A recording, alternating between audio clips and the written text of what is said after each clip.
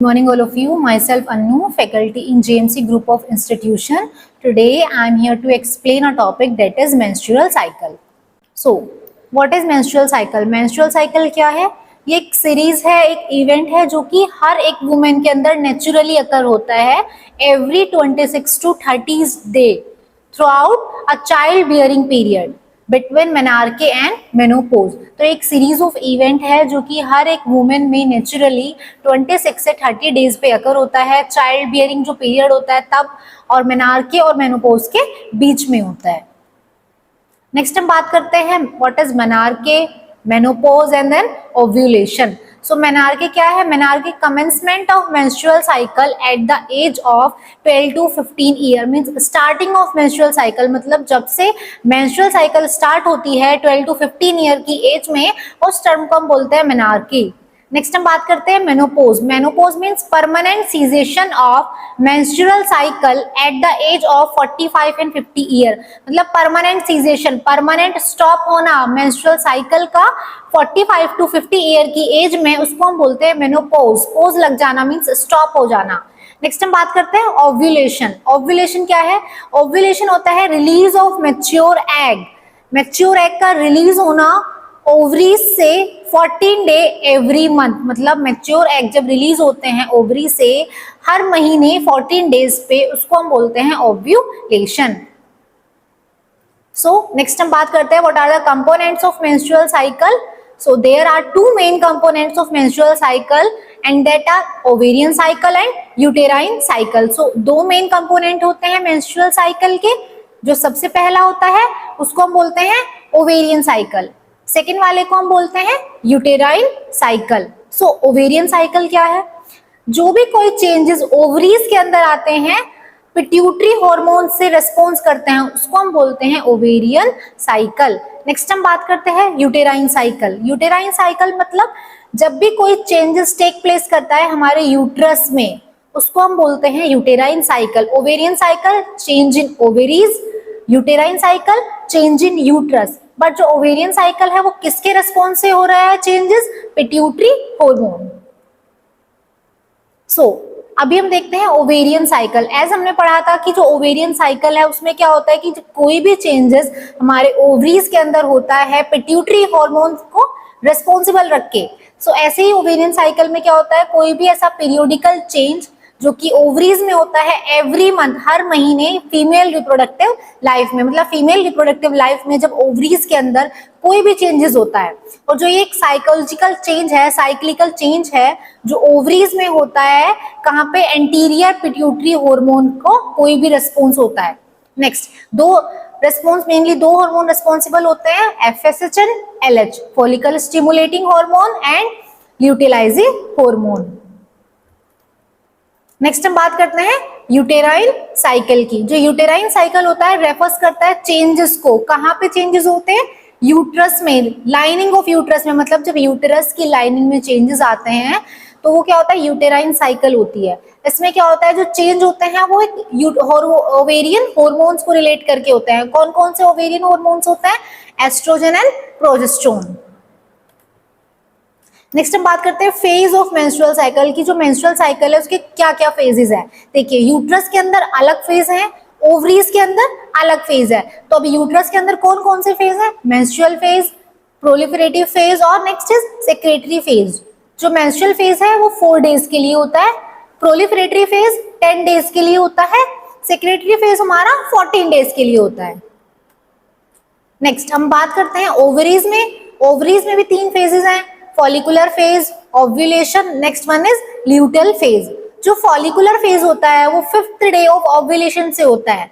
Next 14 days में क्या होता है? ओव्यूलेशन शुरू होता है। और लास्ट जो ल्यूटेल फेज है वो 15 डेज टू 28 डेज होता है। नेक्स्ट हम बात करते हैं, अभी हमने अलग अलग फेज पढ़े हैं, यूट्रस में अलग फेज है, ओवरीज के अंदर हमारे अलग फेज हैं। सो अभी हम देखते हैं मेंस्ट्रुअल फेज, जो कि यूट्रस के अंदर क्या फेज है। मेंस्ट्रुअल फेज में क्या होता है, जो ओवम होता है वो फर्टिलाइज नहीं होता, बट कॉर्पस ल्यूटम वहां पे क्या करता है? डीजनरेट होना शुरू कर देता है। उसके बाद क्या होता है, जो हमारा प्रोजेस्टेरोन जो हार्मोन है, प्रोजेस्टेरोन हार्मोन का जो लेवल है वो फॉल्स होना शुरू हो जाता है, मतलब नीचे डाउन डाउन डाउन होना शुरू हो जाता है। नेक्स्ट क्या होता है, जो एंडोमेट्रियम है, फंक्शनल लेयर है एंडोमेट्रियम की, वो डिस्क्वामेटेड हो जाती है, मतलब ब्लड और फ्लूइड के साथ मिलके एंडोमेट्रियम की जो फंक्शनल लेयर है क्या करती है, एक्सपेल्ड करती है, निकालती है बाहर क्या, मेंस्ट्रुअल ब्लीडिंग को। और ये लास्ट हमारा 4 to 5 डेज होता है। पहले ओवम फर्टिलाइज नहीं होगी पर कॉर्पस ल्यूटम डीजनरेट करना शुरू होगा। कॉर्पस ल्यूटम के डीजनरेट करते ही प्रोजेस्टेरोन का लेवल गिर जाएगा। फिर जो एंडोमेट्रियम की फंक्शनल लेयर है वो ब्लड और फ्लूइड के साथ मिलके मेंस्ट्रुअल ब्लीडिंग को शुरू करेगी। और ये कितने दिन तक चलेगा हमारा, मेनली 4 से 5 दिन तक होता है। नेक्स्ट फिर उसके बाद क्या होगा, 4 to 5 डेज उसका टाइम हो गया, तो जो FSH और LH है मींस फॉलिकुलर स्टिमुलेटिंग हार्मोन और ल्यूटिलाइजिंग जो हार्मोन है वो राइजिंग करना शुरू कर देंगे, मतलब उनका लेवल क्या हो जाएगा, बढ़ना शुरू हो जाएगा। फिर 35 जो ml ब्लड और जो 35 ml फ्लूइड है एक्सपेल्ड आउट होंगे वेजाइना से, मतलब ब्लड और फ्लूइड 35 ml वेजाइना के थ्रू बाहर की तरफ एक्सपेल्ड हो जाएंगे। Next at the end of this phase, जब ये फेज खत्म होने जा रही होगी, जो एंडोमेट्रियम की जो थिकनेस है वो 1 mm हो जाएगी, 1 मिलीमीटर हो जाएगी। नेक्स्ट हम बात करते हैं प्रोलिफरेटिव फेज की। प्रोलिफरेटिव फेज में क्या होगा, FSH के under means follicular stimulating hormone के अंडर जो ओवेरियन फॉलिकुलर है वो क्या करेगी, मैच्योर होना शुरू करेगी और जो हमारा एस्ट्रोजन हार्मोन है उसको प्रोड्यूस करेगी। नेक्स्ट जब एस्ट्रोजन हार्मोन प्रोड्यूस हो जाएगा, जो एस्ट्रोजन फिर क्या करेगा, प्रोलिफरेट करेगा किसको, एंडोमेट्रियम की फंक्शनल लेयर को, और सीक्रेट करेगा फर्टिलाइज्ड ओवम को। नेक्स्ट क्या होगा, फिर एंडोमेट्रियम की जो थिकनेस है वो बहुत ज्यादा वैक्यूल बन जाएगी और क्या करेगी, वो सीक्रेट ग्लैंड मतलब जो म्यूकस है रिच बहुत ज्यादा हो जाएगा और वो सीक्रेट ग्लैंड की तरह बाहर की तरफ आएगा। तो FSH के अंदर मतलब जब FSH फॉलिकुलर स्टिमुलेटिंग हार्मोन का लेवल चल रहा है, ओवेरियन फॉलिकल शुरू हो जाएगा, मैच्योर हो जाएगा, एस्ट्रोजन को प्रोड्यूस करेगा। एस्ट्रोजन क्या करेगा, प्रोलिफरेट करेगा किसको, एंडोमेट्रियम को जो कि फंक्शनल लेयर है, और उसके बाद क्या करेगा, फर्टिलाइज्ड ओवम को सीक्रेट करेगा। ठीक है, फिर एस्ट्रोजन क्या करता है, जो एंडोमेट्रियम की थिकनेस बहुत ज्यादा वैक्यूल हो जाएगी और क्या करेगी, बहुत ज्यादा रिच हो जाएगी, ज्यादा मात्रा में थोड़ा हाई हो जाएगी म्यूकस को सीक्रेटिक ग्लैंड में। नेक्स्ट हम बात करते हैं सीक्रेटरी फेज। सीक्रेटरी फेज में क्या होता है, ओव्यूलेशन के तुरंत बाद, जब 14 डेज का ओव्यूलेशन हो जाता है उसके तुरंत बाद जो LH है मींस ल्यूटिलाइजिंग जो हार्मोन है वो स्टिमुलेट करेगा किसको, रप्चर्ड फॉलिकल को, means development of corpus luteum, development हो जाएगा कॉर्पस ल्यूटम का, कहां से, रप्चर्ड फॉलिकल से। जब रप्चर्ड फॉलिकल से कॉर्पस ल्यूटम का डेवलपमेंट हो जाता है, और डेवलपमेंट कौन करता है, LH। कब करेगा डेवलपमेंट LH, जब ओव्यूलेशन हो जाएगा 14 डेज के बाद। फिर वो क्या करेगा, जो एस्ट्रोजन और हमारा प्रोजेस्टेरोन का लेवल बहुत ज्यादा कम हो जाएगा, रिड्यूस हो जाएगा। और नेक्स्ट में क्या होगा, जो हमारी एंडोमेट्रियम है वो बहुत ज्यादा एडिमेटस बन जाएगी और जिसको क्या करेगी, increase amount of watery mucus को बहुत ज्यादा प्रोड्यूस करेगी, मतलब जो वाटरी म्यूकस होता है उसका अमाउंट बढ़ जाएगा। क्यों बढ़ेगा, क्योंकि एंडोमेट्रियम यहाँ पे क्या हो रही है, बहुत ज्यादा एडिमेटस हो रही है। तो सेक्रेटरी फेज में ओव्यूलेशन के बाद LH क्या करता है, कॉर्पस ल्यूटम को डेवलपमेंट करेगा। कब करेगा डेवलपमेंट, जब रप्चर्ड क्या हो जाएंगे हमारी फॉलिकल। फॉलिकल के रप्चर्ड होने के तुरंत बाद ही एस्ट्रोजन और प्रोजेस्टेरोन का लेवल बहुत ज्यादा रिड्यूस हो जाएगा। जैसे ही एस्ट्रोजन और प्रोजेस्टेरोन का लेवल रिड्यूस होता है, जो एंडोमेट्रियम है वो एडिमेटस बनेगी। एडिमेटस के बनते ही क्या होगा, वो प्रोड्यूस करेगी, क्या प्रोड्यूस करेगी, वाटरी म्यूकस को एक ज्यादा मात्रा में। देखिए अभी हम देखते हैं, ये मेंस्ट्रुअल साइकिल है जो कि डे 1 to लेके डे 5 तक, यहाँ पे क्या होता है, मेंस्ट्रुअल साइकिल का स्टार्ट होना शुरू हो जाता है। नेक्स्ट डे 6 to डे हमारा 10 तक क्या होगा, जो यूट्रस की लाइनिंग है वो बहुत ज्यादा थिक हो जाएगी। फिर day 12 to day 11 to day 18 क्या होगा, ओव्यूलेशन अगर 14 डेज के अंदर क्या होता है, ओव्यूलेशन स्टार्ट हो जाता है। आफ्टर 19 to 28 यूट्रस की जो लाइन है वो फिर से कॉन्टिन्यूअस थिकनेस होना शुरू हो जाएगी। यहाँ पे हमने क्या देखा था कि जो यूट्रस की जो लाइनिंग है वो ब्रेक डाउन हो रही है और मेंस्ट्रुएशन अकर हो रहे हैं। मेंस्ट्रुएशन अकर कब होंगी, जब यूट्रस की लाइन ब्रेक डाउन होगी। उसके बाद क्या होता है, जो यूट्रस की लाइनिंग है वो बहुत ज्यादा थिक हो जाएगी। फिर ओव्यूलेशन होगा 14 डेज में मींस 18 डेज तक। फिर आफ्टर 18 डेज यूट्रस की लाइन फिर से कॉन्टिन्यूअस थिकन होना शुरू हो जाएगी।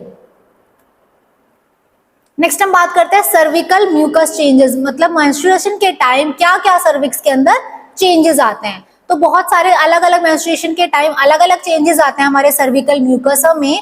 तो सबसे पहले हम देखते हैं मेंस्ट्रुअल फेज में क्या होता है। मेंस्ट्रुअल फेज के टाइम जो म्यूकोसा है, सर्विक्स की जो म्यूकोसा है वो शेडिंग ऑफ नहीं करती, जैसे कि हमारी एंडोमेट्रियम है वो शेड ऑफ कर देती है, ऐसे ही मेंस्ट्रुअल फेज के टाइम जो सर्विक्स है, म्यूकोसा ऑफ सर्विक्स है, वो शेड ऑफ नहीं करती। बट जैसे ही प्रोलिफरेटिव फेज बिगिन होता है, सर्विक्स क्या प्रोड्यूस करना शुरू कर देती है, एल्केलाइन वाटर का सीक्रेशन।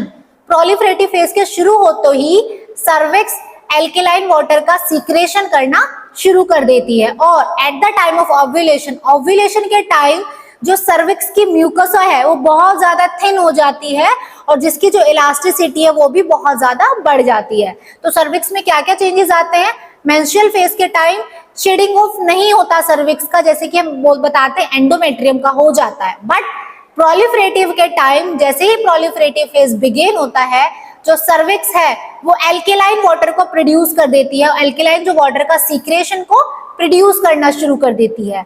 और at the time of ovulation, और ओव्यूलेशन के टाइम जो सर्विक्स की म्यूकस है वो बहुत ज्यादा थिन और इलास्टिसिटी उसकी क्या हो जाती है, मैक्सिमम बढ़ जाती है।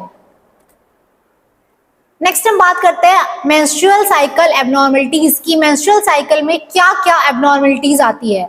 सबसे पहले हम बात करते हैं menorrhagia, next one is hypomenorrhea, next one is amenorrhea, next is dysmenorrhea, next one is premenstrual syndrome. अभी वन बाय वन हम इन्हें देखते हैं कि क्या क्या होता है। सबसे पहले हम बात करते हैं menorrhagia. Menorrhagia means heavy bleeding, prolong bleeding. जब ज्यादा मेंस्ट्रुअल साइकिल का फ्लो होना शुरू हो जाए, जब मेंस्ट्रुअल ब्लीडिंग ज्यादा होना शुरू हो जाए, एक प्रोलॉन्ग्ड मात्रा में बढ़ जाए, तो उस टर्म को हम बोलते हैं मेनोरेजिया। मींस हैवी और प्रोलॉन्ग मेंस्ट्रुअल ब्लीडिंग को कहते हैं हम मेनोरेजिया। ये क्यों होती है, जब कोई भी हार्मोनल प्रॉब्लम हो या कोई भी यूट्रस में और अदर हेल्थ कंडीशन में कोई भी एब्नॉर्मलिटीज हो, उसकी वजह से मेनोरेजिया अकर होता है, हैवी ब्लीडिंग होनी स्टार्ट हो जाती है। नेक्स्ट हम बात करते हैं hypomenorrhea as compare to menorrhagia. Menorrhagia में पढ़ा था हमने heavy bleeding, but hypomenorrhea means scanty period, means short period, light period. जब कम मात्रा में मेंस्ट्रुअल ब्लीडिंग फ्लो करती है, मेंस्ट्रुअल ब्लड फ्लो होता है, उस टर्म को हम बोलते हैं हाइपोमेनोरिया। मींस शॉर्ट और scanty period is called hypomenorrhoea. कम मात्रा में जब ब्लड फ्लो होता है उस टर्म को हम हाइपोमेनोरिया बोलते हैं। ये किसके अपोजिट है, ये हमारी मेनोरेजिया के अपोजिट है। मेनोरेजिया में हमने क्या पढ़ा था, हेवी ब्लीडिंग, बट हाइपोमेनोरिया इसके अपोजिट है, मींस शॉर्ट ब्लीडिंग। नेक्स्ट हम बात करते हैं एमेनोरिया। जहां पे टर्म एमेनोरिया आ जाए, ए वर्ड आ जाए, इसका मींस होता है absence, means absent, absence of menstruation और मिसिंग ऑफ मेंस्ट्रुएशन। मतलब जब मेंस्ट्रुअल क्या होते हैं, बिल्कुल खत्म हो जाते हैं, होते ही नहीं है, एब्सेंट हो जाते हैं या फिर कहीं मिस हो जाते हैं, उस टर्म को हम बोलते हैं एमेनोरिया। नेक्स्ट हम बात करते हैं डिसमेनोरिया। डी से समझ आ रहा है डिफिकल्टी। डिसमेनोरिया का एक टर्म है, मींस डिफिकल्ट मेंस्ट्रुअल साइकिल, बहुत ज्यादा डिफिकल्ट हो जाती है। वो डिफिकल्ट कब होगी, जब बहुत ज्यादा एबनॉर्मल पेनफुल पीरियड होंगे या फिर मेंस्ट्रुअल क्रैम्प्स होते हैं। डिसमेनोरिया में डिफिकल्टी आती है बहुत ज्यादा। क्यों डिफिकल्टी आती है मेंस्ट्रुअल फ्लो में, क्योंकि वहां पे बहुत ज्यादा पेनफुल पीरियड्स होते हैं और मेंस्ट्रुअल क्रैम्प्स आते हैं। नेक्स्ट हम बात करते हैं pre menstrual syndrome. Pre menstrual syndrome क्या है, ये ग्रुप है, सिम्टम ऑफ ग्रुप है।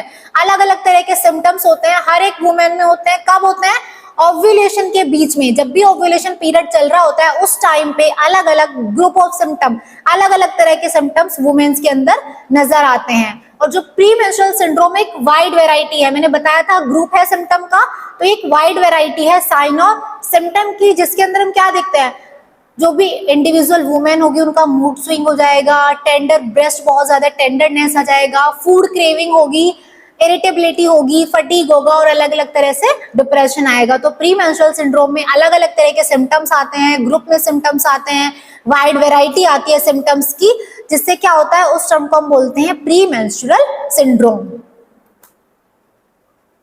लास्ट में हम देखते हैं हेल्थ एजुकेशन की। मेंस्ट्रुअल साइकिल के टाइम हमें वुमेन्स को, गर्ल्स को क्या क्या हेल्थ एजुकेशन देनी चाहिए। सबसे पहले हम क्या करेंगे, सारी वुमेन्स को एडवाइस करेंगे कि वो अपने आप को और जेनिटेलियल एरिया को क्लीन रखे और हाइजीन मेंटेन करके रखे। दूसरा, कॉटन पैड का यूज करें, क्योंकि कॉटन पैड का यूज करेंगे तो बेटर एब्जॉर्प्शन होगा ब्लड का और बेटर हाइजीन मेंटेन होगी, अदरवाइज कोई भी मेंस्ट्रुअल एब्नॉर्मलिटीज आप कैरी आउट कर सकते हैं। नेक्स्ट हम क्या कर सकते हैं, पैड को चेंज करना है। चेंज कब करेंगे, जब उसकी नीड हो या फिर अमाउंट ऑफ ब्लीडिंग ज्यादा बढ़ रही हो, उस टाइम पे हम पैड को चेंज करेंगे। इससे क्या होगा, हाइजीन मेंटेन होगी, दूसरा कोई भी इंफेक्शन आपको कैरी आउट नहीं होगा। नेक्स्ट हम क्या करते हैं, बाथरूम को क्लीन करके रखना है, अपने क्लोथ्स को अच्छे से वॉश करना है और क्लोथ्स को ड्राई करना है सन के अंडर, धूप में सुखाना है कपड़ों को। नेक्स्ट हम क्या करेंगे, हीटिंग पैड्स का यूज करना है। जैसे हमने पढ़ा था डिस्मेनोरिया, डिफिकल्टी होती है पीरियड्स में, बहुत ज्यादा पेनफुल पीरियड्स आते हैं, बहुत ज्यादा क्रैम्प्स आते हैं, तो उस टाइम पे हम क्या यूज करेंगे, हीटिंग पैड्स का, जिससे कि क्रैम्प्स से हमें थोड़ा सा रिलीफ मिले, इफेक्टिवनेस मिले। तो ये है हेल्थ एजुकेशन। Thank you. अगर आपको मेंस्ट्रुअल साइकिल से रिलेटेड कोई भी क्वेरी या इश्यू आता है तो आप मुझे कमेंट सेक्शन में बता सकते हैं। और जो ये टॉपिक है GNM स्टूडेंट्स और BSc स्टूडेंट्स के लिए, दोनों के लिए इंपॉर्टेंट टॉपिक है। Thank you so much.